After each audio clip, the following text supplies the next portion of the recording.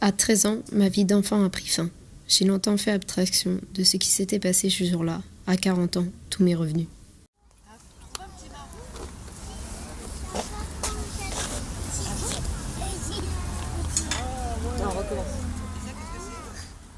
En France, seulement 10% des personnes ayant subi un viol dans leur enfance portent plainte contre leur agresseur, et ce, malgré la possibilité de témoigner jusqu'à leurs 38 ans.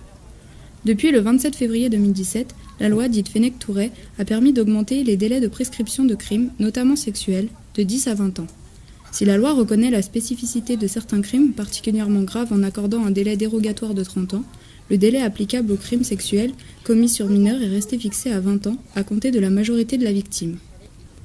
En réaction à ce texte, de nombreuses voix se sont élevées pour demander un allongement de ce délai, voire son imprescriptibilité. Néanmoins, les professionnels demeurent divisés sur le sujet. Il est cependant légitime de relancer le débat et de se demander s'il est encore concevable aujourd'hui qu'une victime de viol ne puisse pas porter plainte à cause d'un délai dépassé. Si le temps passe, cela n'ôte rien à la gravité du crime.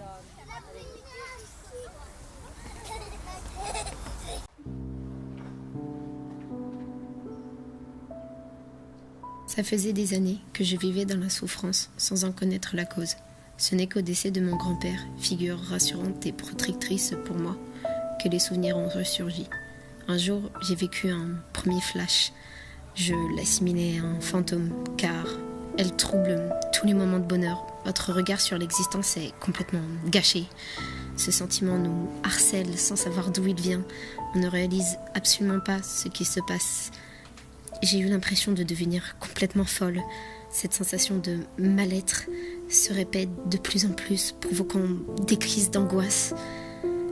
Les flashs apparaissent brutalement et violemment. Je vois un drap bleu, un papier jaune, une odeur de parfum. Mes souvenirs sont revenus peu à peu et j'ai revécu toute cette scène. Ce déclic est arrivé précisément quand j'ai revu une photo dans mon album où il était présent. J'ai été violée à l'âge de 13 ans dans son appartement. On est fissuré de l'intérieur. Aujourd'hui, à 40 ans, je réalise que j'ai fait taire quelque chose enfoui en moi. C'est une réelle torture que l'on s'inflige à soi-même. Actuellement, je n'ai pas le droit vis-à-vis de la loi de révéler l'identité de mon violeur, car la loi est faite en sorte qu'il fallait que je me réveille plus tôt. Mon violeur, lui, peut dormir tranquillement, tandis que moi, je dois vivre dans le secret, car on m'a dit que c'était trop tard. Le fait de vouloir rallonger le seul délai de prescription concernant les viols commis sur mineurs, c'est pas quelque chose de nouveau. En fait, ça fait plusieurs années déjà que ça fait débat. En 2014, par exemple, une sénatrice avait proposé l'allongement de cette période de 20 à 30 ans. Malheureusement, ça n'a pas été accepté par l'Assemblée. Pourtant, aujourd'hui, on estime qu'il y a plusieurs raisons qui vont en faveur de cet allongement. Tout d'abord, on sait que la majorité des victimes de viol ou de tentatives de viol ont été agressées avant leur majorité. Les statistiques disent que 56% des femmes ont été agressées avant leurs 18 ans, dont 40% avant leurs 15 ans. Et pour les hommes, ce chiffre est encore plus élevé, puisque 76% ont été agressés avant leur majorité et 60% avant leurs 15 ans. Ensuite, un enfant, un adolescent ne réagit pas tout à fait de la même manière face à des agressions de cette nature. On n'a pas tout à fait les mêmes mécanismes psychologiques qui se mettent en place. Et du coup, la parole ne se libère pas de la même manière. On a il y a vraiment une spécificité de ces crimes commis sur les mineurs. Faut savoir que ces agressions sont lourdes de conséquences. Tant bien sur le moyen terme, le court terme et même le long terme, ces agressions ont marqué l'individu et le marqueront toute sa vie en fait. Même si ces traumatismes ils se mettent en sommeil pendant un moment, finalement au bout d'un moment ça te finit toujours par réapparaître. Eh bien évidemment, en fait, même si ces traumatismes disparaissent pendant un moment, la personne va rencontrer son conjoint, ils vont avoir des enfants, se marier, et à un moment dans sa vie il peut y avoir un impact, quelque chose qui fait que ça va réveiller le traumatisme. Donc une photo, un geste, un mot, une parole. Oui, ça peut être n'importe quoi. N'importe quoi, exactement. On parle beaucoup de troubles amnésie traumatique.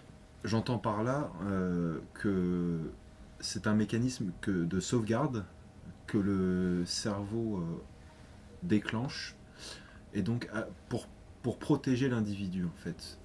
Et ça provoque une anesthésie en fait de l'individu. C'est un phénomène totalement naturel qui lui permet d'oublier ce qui vient de se dérouler. Et le souci au jour d'aujourd'hui, c'est que cette amnésie traumatique n'est pas reconnue par l'État.